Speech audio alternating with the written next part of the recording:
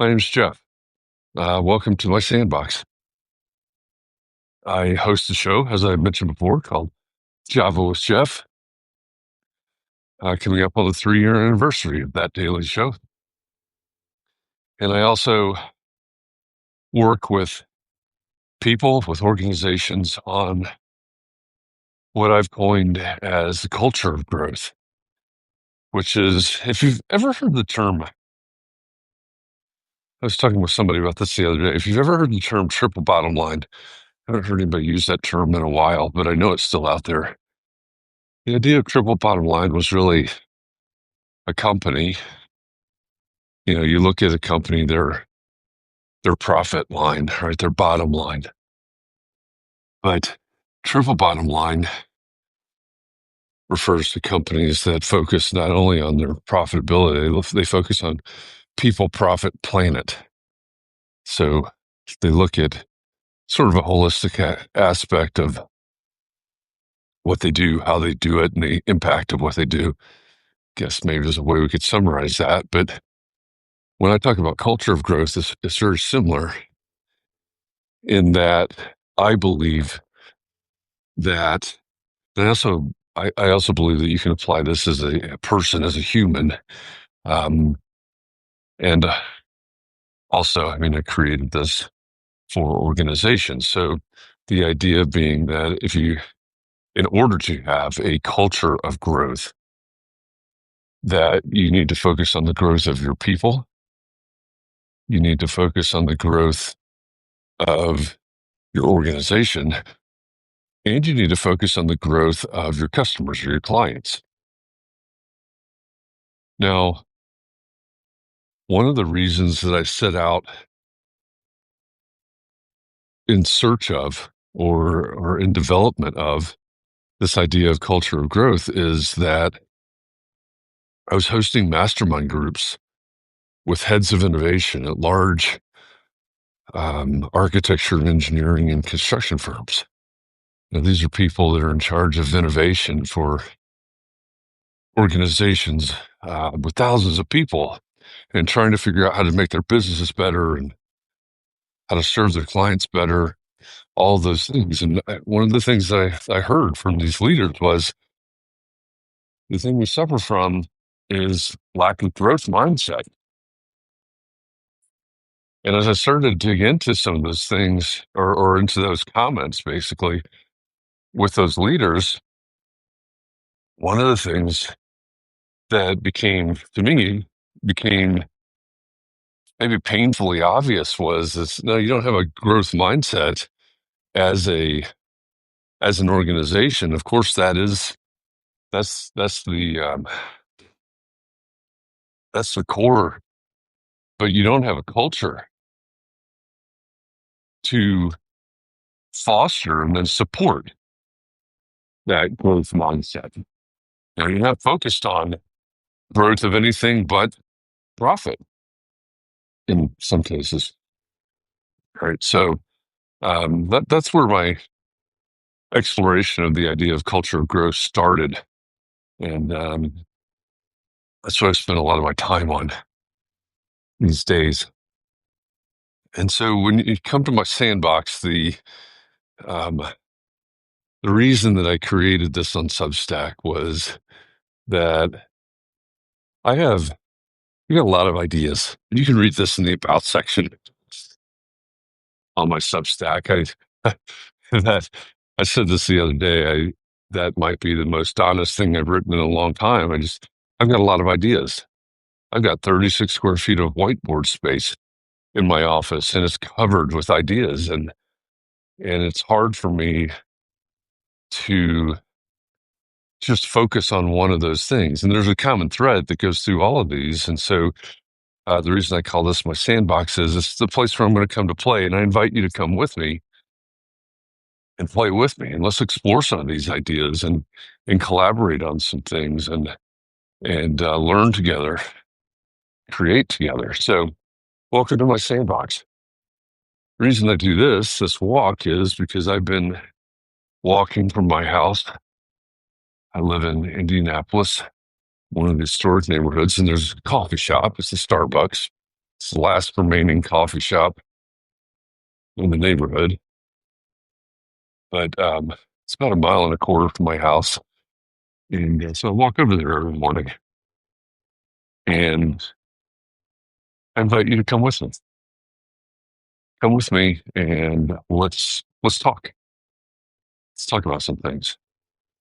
As I'm walking, um, right now, tomorrow's Thanksgiving, the Thanksgiving Day holiday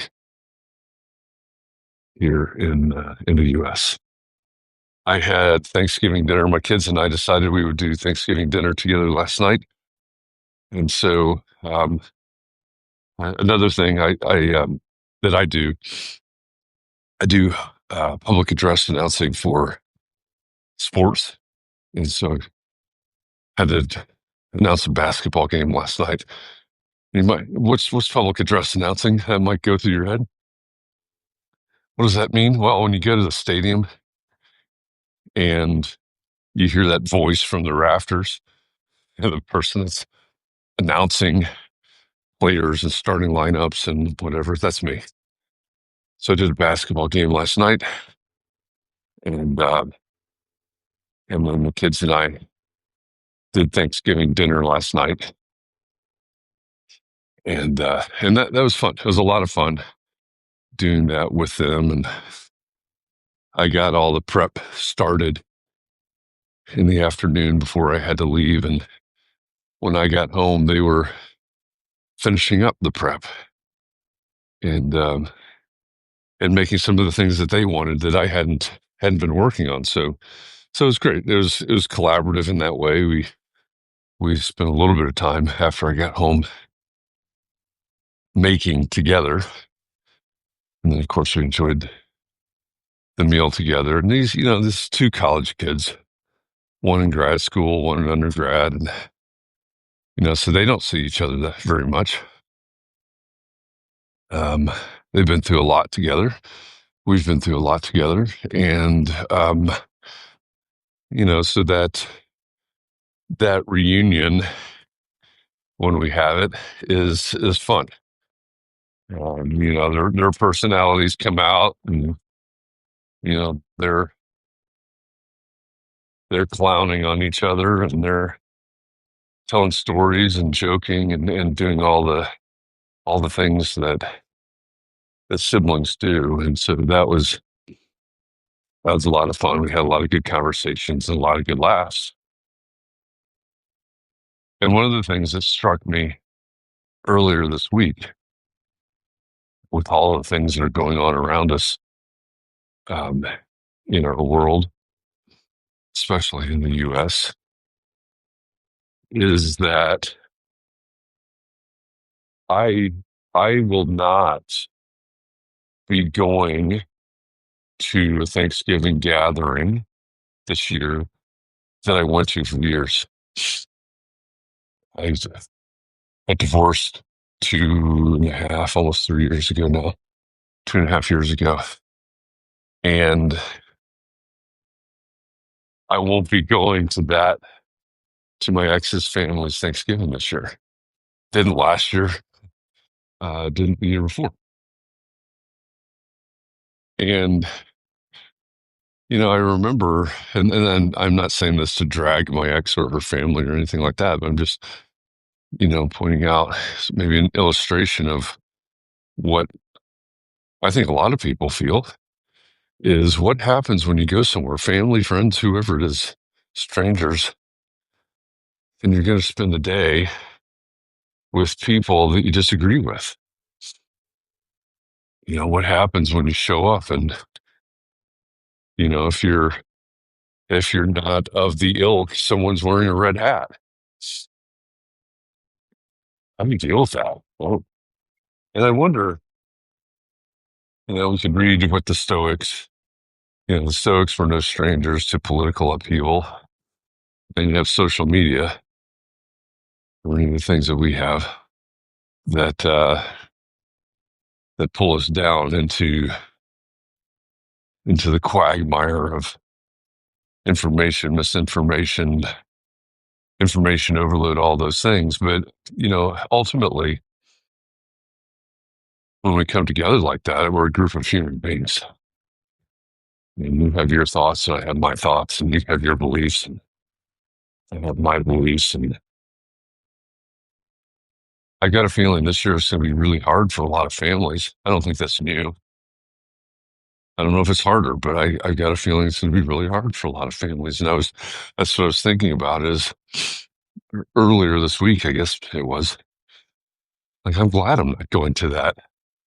It allows me to escape that situation with those people. And again, I'm not trying to throw anybody under the bus. And that's a good illustration too. Those people. That's problematic. We know that we're all human beings. We all know that we have differing thoughts and opinions. The problem becomes, of course, when we try to inflict those on others. The problem begins when we're not open even to civil discussion with others. And,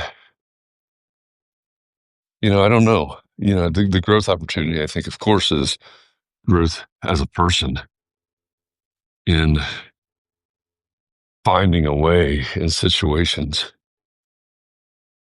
of adversary. That didn't even sound right coming out of my mouth. Adversary, is that right? I guess it is. Um, Finding a way to stand up and be true to ourselves and be authentic to ourselves while also respecting and caring for other people. If you go back to the idea of culture of growth, and I'll have a big meeting next week with a firm. Yeah, relatively large firm, not on like the tens of thousands of people scale, but relatively large firm. And we'll talk about fostering that culture of growth, but it has to start with a person, right? Hey, Dustin. Um, we have to have our own culture of growth. We have to just show up in growth mode in order to be able to show up as a better human being. What does it mean when you're going to the side of the family that vehemently disagrees with your political positions or religious beliefs or lack thereof, or whatever? It's families, right? All these things that can drive these wedges that they can be important to you. They should be important to you. Right? The things that you believe, the things that you stand for. But what happens when you're in an environment where not everybody's the same? And think about that for a second. If everybody were the same, what would that be like? I used to host, it's funny, I'm walking over here to the coffee shop, and in about 100 yards, I'm going to be behind a restaurant. Restaurant used to be called The Legend. Really groundbreaking. I mean, that quite seriously, really groundbreaking um, restaurant here in the neighborhood. It's not The Legend anymore. Um, they kind of aged out, I guess, and none of the kids wanted to take it over. Now it's the Med, which is actually one of my favorite restaurants in the city, and I can walk to it. It's a Mediterranean restaurant, but a long time ago, about 2008, I think it was. I was sitting in the Legend with some friends, and we hatched this idea as a way to promote sustainability and support local businesses.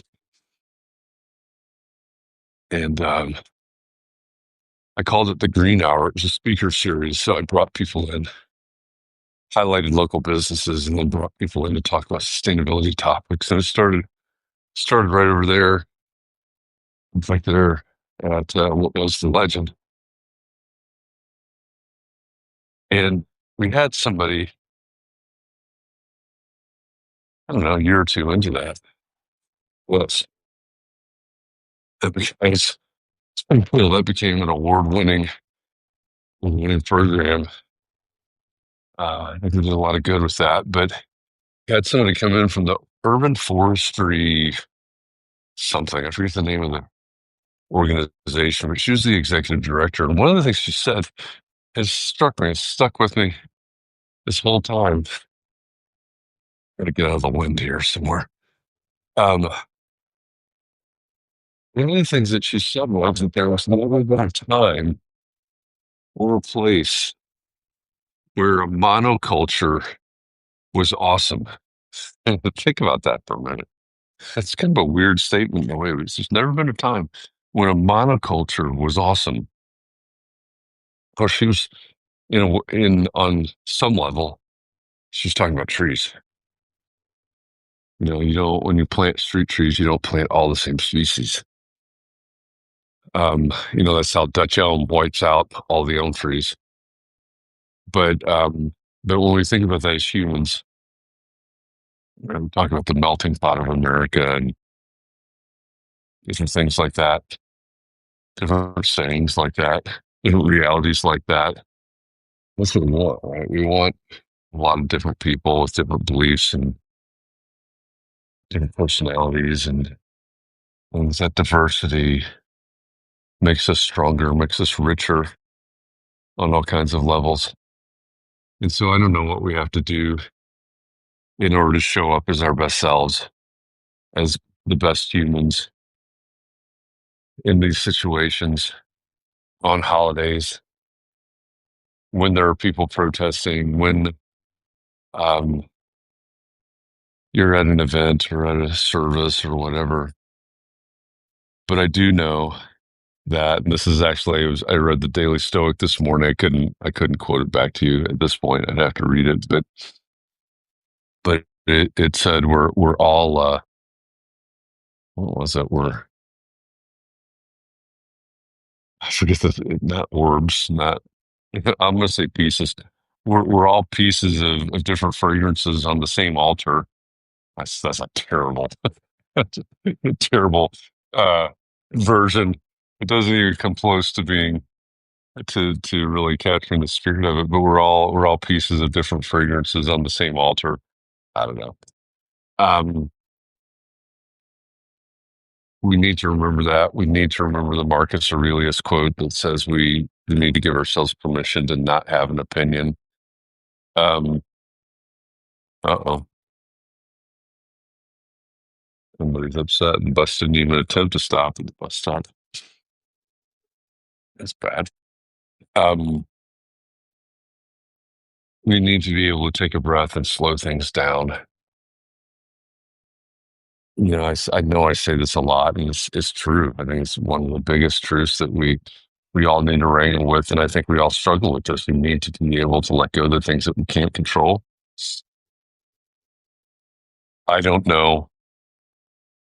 I don't know the best way. I don't know necessarily how the reason I wanted to talk about this on the walk over was because I was thinking about my ex father-in-law and not even being able to imagine. The kids alluded to this last night as we were talking, as we were having dinner together, but I can't even imagine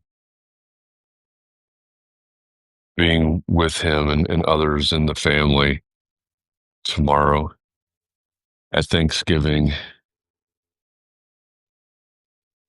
expecting what they might say or do, what they're thinking in the context of everything that's going on in the world, and knowing that I vehemently disagree with many of the things, if not all of the things that they're still supporting. And this is not a political statement. Um, this is a reminder that we don't we don't have control over the people in the conversations and um, the things that are going on around us, and yet we still have to show up as our best humans, and we still have to show up and find a way, find a way to be different fragrances on the same altar. And that's hard. I think that's all I've got at the moment.